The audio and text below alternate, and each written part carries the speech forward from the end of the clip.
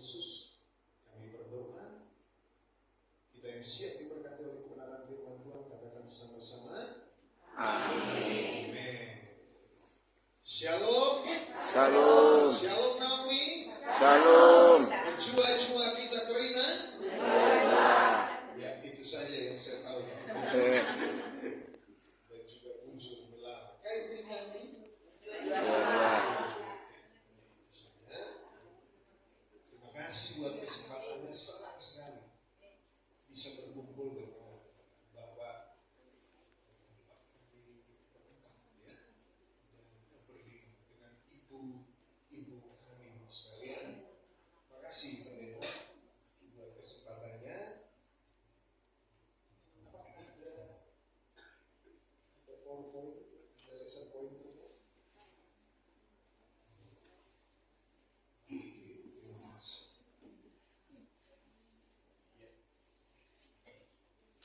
Ibadah Naomi KPR. Terima kasih. Aduh, saya senang sekali hari ini. Mungkin karena Tuhan tahu saya senang ya. Tadi acaranya tanggal 5 Agustus, pendeta dimajukan. Gak sabar juga ketemu dengan ibu-ibu sekalian. Tadi ketika kesaksian atau ibu memberikan kata sambutan ya, saya terkenang ibu-ibu sekalian dengan perempuan ini. Perempuan inilah yang memungkinkan,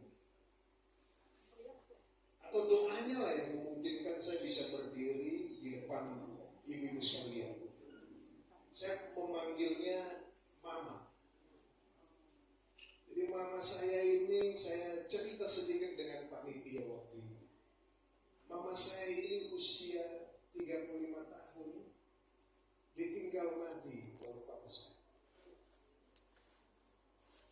Dalam keadaan mengandung anak kelima.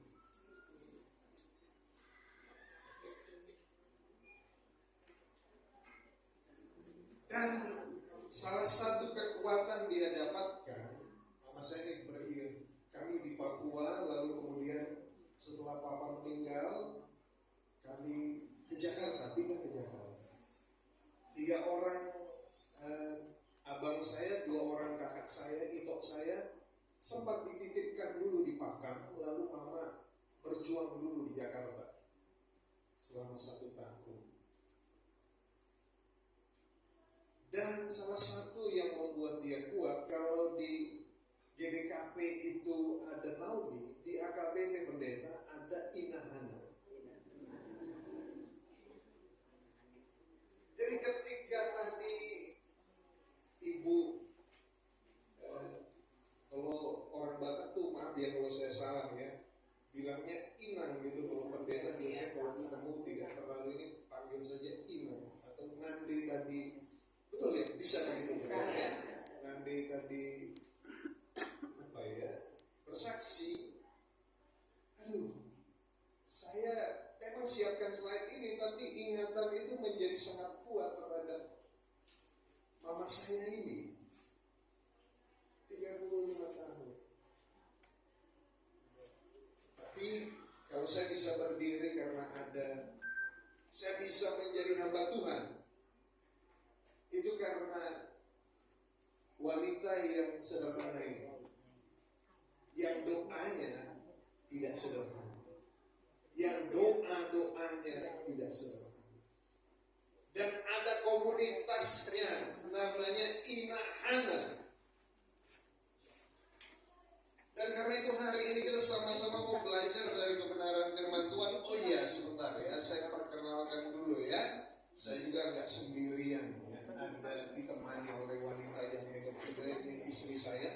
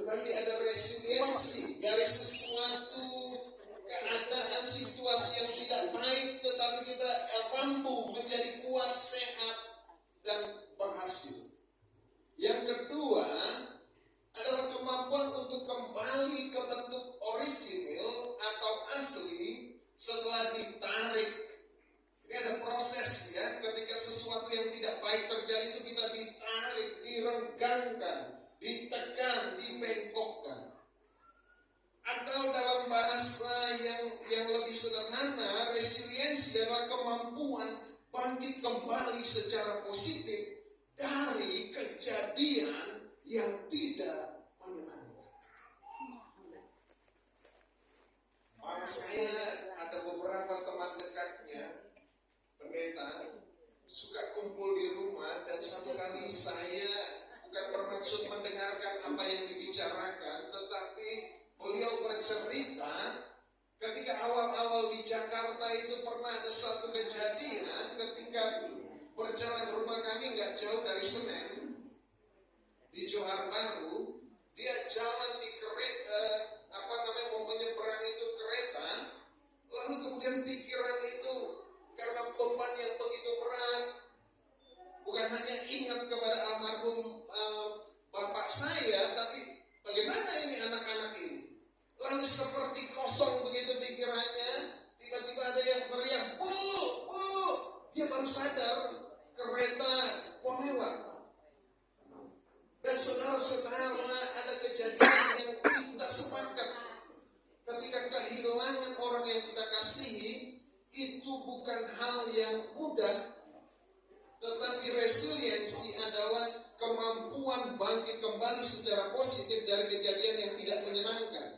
Atau kalau ibu-ibu bisa bayangkan begini ya, resiliensi itu seperti daya lenting. Ketika kita ditekan, lalu kemudian tekanan itu bukan menghancurkan kita, tapi membuat kita kayak pegas ya. Tahu ya, per ya. Ketika kita ditekan, justru kita melayang. Seperti ketika kita ditekan begini, kita lompat lebih tinggi. Sisada tapi menggegar. Dan saya percaya begini, seperti tadi nanti Naomi ginting, karena rasanya di rumah begitu ya. Katakan tadi ya, saya tidak menangkap semua, tetapi sedikit saya bisa, nggak tahu, walaupun saya nggak menangkap kok saya diberkati nanti. Bapak Toto ya berdoa, baca satu ayat. Ketika lemah datang pada Tuhan, baca firman, amin. Lalu kemudian menjadi kuat. Dan saya percaya bahwa resiliensi kita ini sisa tetapi menjaga, kita temukan kekuatan ini dalam relasi iman kita kepada Tuhan. Yang setuju katakan amin. Karena Tuhan. Mama saya mungkin kalau yang saya sering dengar ya dari kakak, karena dia tidur bersama dengan mama itu kalau sudah malam, pendeta. Mungkin sama dengan Nandenomi. Kalau sudah malam, itok saya atau saudari perempuan saya sudah tidur, nanti dia buka almanak, dia buka buku ND, lalu dia doanya nggak ada, cuma nangis saja. Di kamar itu cuma nangis. Kadang-kadang kakak saya tuh suka pergokin ya, dia buka mata tapi dia lihat, ternyata di situ kekuatan. Karena itu firman Tuhan bilang begini, yang kita mau sama-sama belajar. Sama-sama kita baca ya, ibu-ibu sekalian.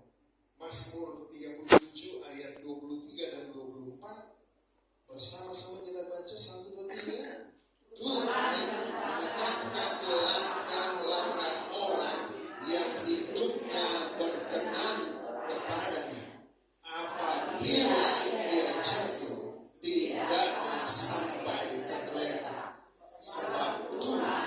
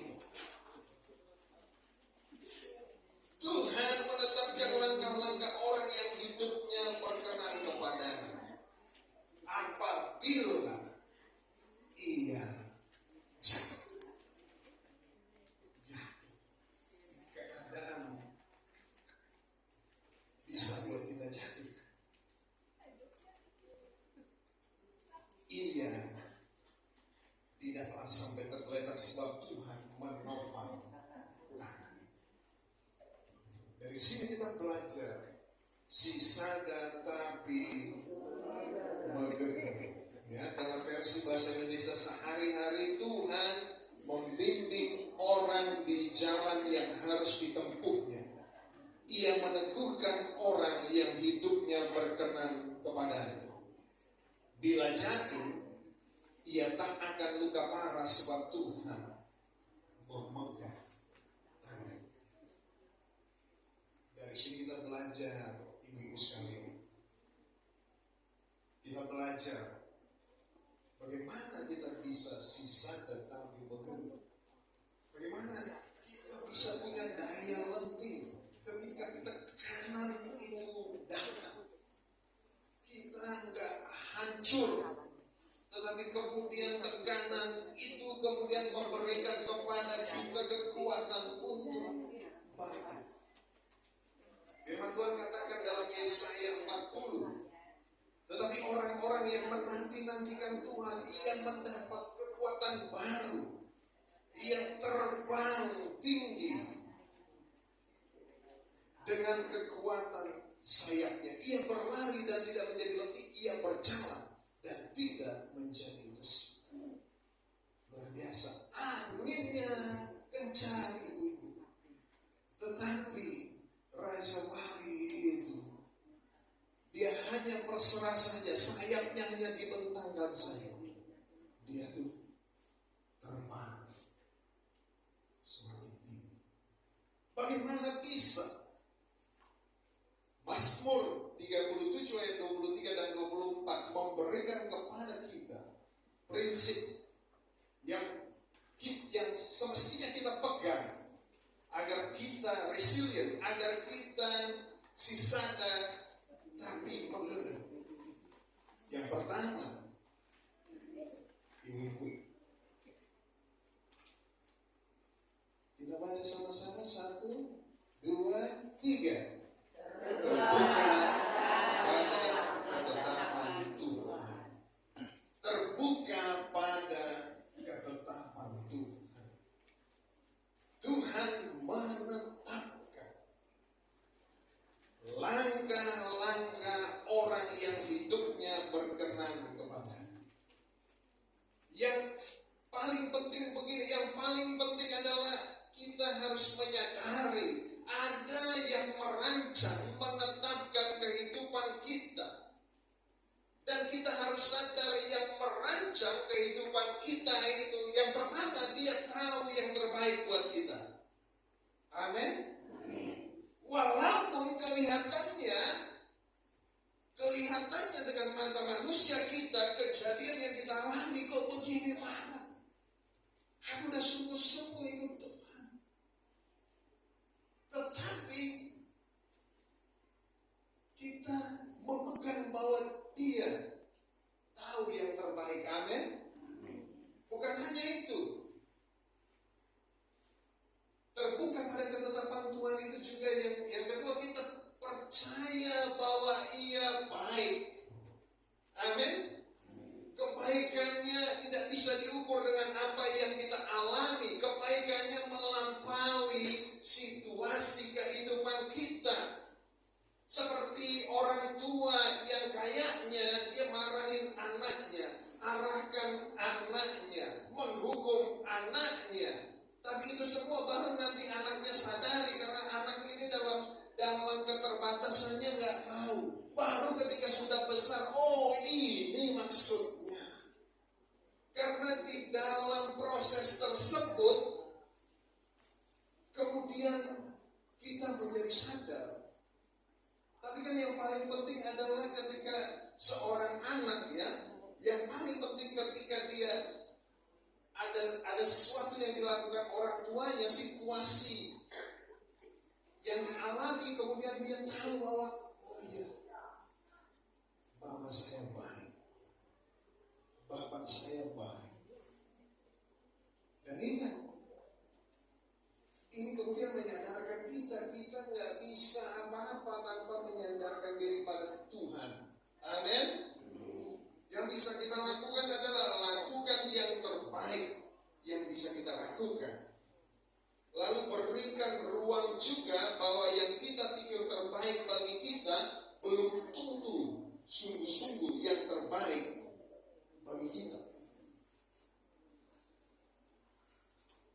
ketika Tuhan izinkan sesuatu yang rasanya secara mata manusia kok begini banget, ingat, Tuhan baik. Amin. Memang sulit ketika situasi itu rasanya berat, kita bilang Tuhan baik, sulit. Jadi kalau anak datang kasih kado, lalu kadonya pas dibuka mengkilat, Tuhan baik. Amin. Wah, enak itu ambilnya. Tapi ketika sesuatu yang sulit terbuka pada rancangan Tuhan. Dan ingat, apa yang kita hadapi adalah bagian dari sebuah proses.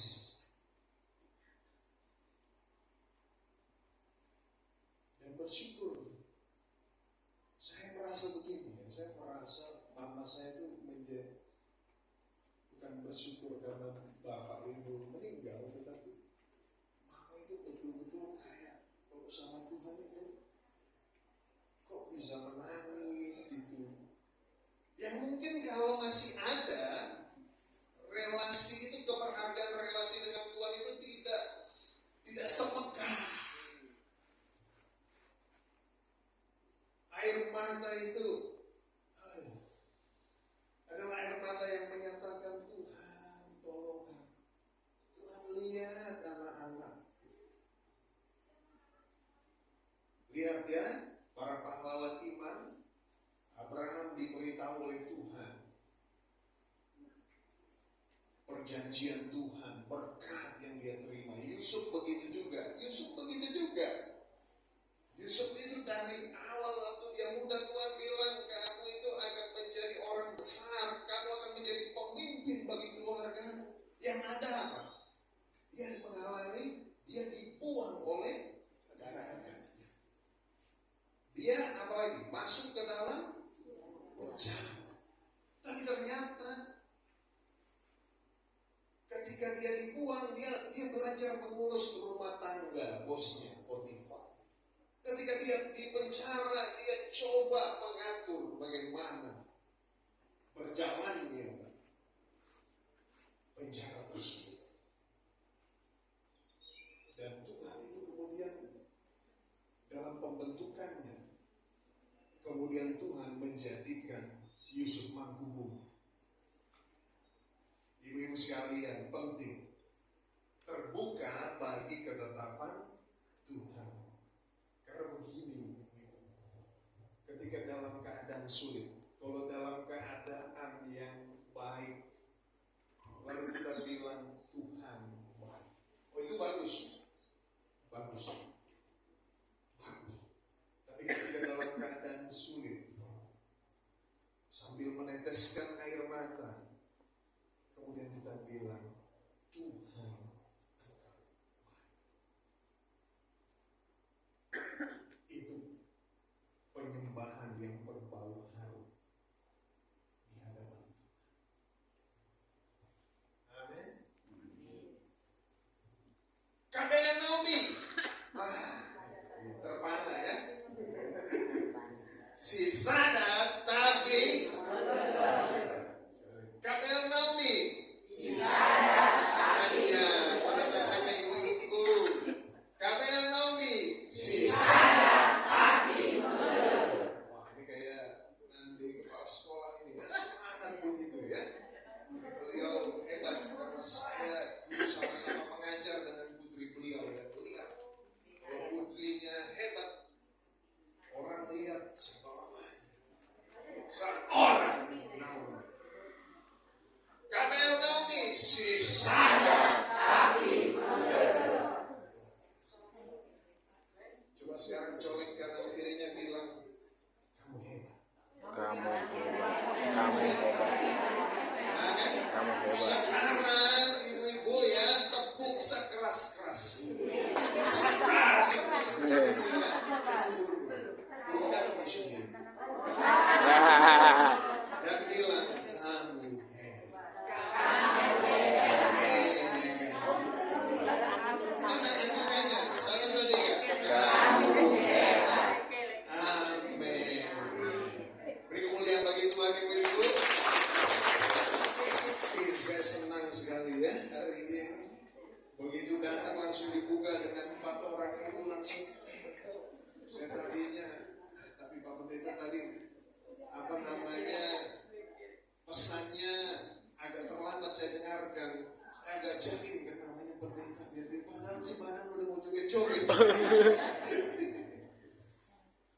Yang kedua, si sada tapi mau ke. Kita baca sama-sama 1, 2, 3. Jatuh adalah bagian dari kehidupan. Ini agak kurang menyenangkan ya. Tapi ini prinsip yang harus kita rengkuh, kita tekan. Jatuh adalah bagian dari kehidupan. Bapak Ibu Saudara ya, di sini dikatakan apabila ia jatuh. Bisa jatuh, bisa. Anak Tuhan bisa jatuh, bisa. Bukan karena dia salah sama Tuhan. Enggak salah. Ada dosanya, enggak juga. Tuhan Yesus sendiri bilang, barang siapa yang ikut aku, pikul salibmu. Salib adalah sesuatu yang bukan karena kita berdosa. Kita menerima keadaan yang secara manusia kayaknya enggak baik. Kita bisa jatuh, kita bisa jatuh, dan ketika jatuh nggak tahu kenapa tadi malam istri saya jatuh ya, waktu turun tangga kirain sudah nggak ada tangga lagi, tapi dia jatuh, dan jatuh itu bagaimana rasanya? Sedih. Ada yang jatuh? Jatuh langsung teriak, apa? Sayang. Sakit. Yang enak itu awalnya jatuh cinta.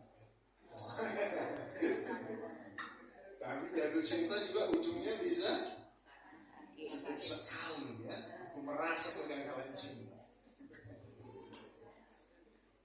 Jatuh itu bagian dari kehidupan, bagian dari proses yang Tuhan izinkan dalam hidup kita. Tetapi ibu-ibu tahu nggak? Apakah seorang anak bayi ketika dia mau belajar jalan, dia langsung bisa jalan? Bisa. Menurut survei, ibu-ibu, untuk rata-rata seorang bayi, dia itu mengalami 240 kali jatuh sebelum dia bisa berjalan. Tetapi bukan cuma mengalami jatuh, tetapi ketika dia jatuh, orang tuanya akan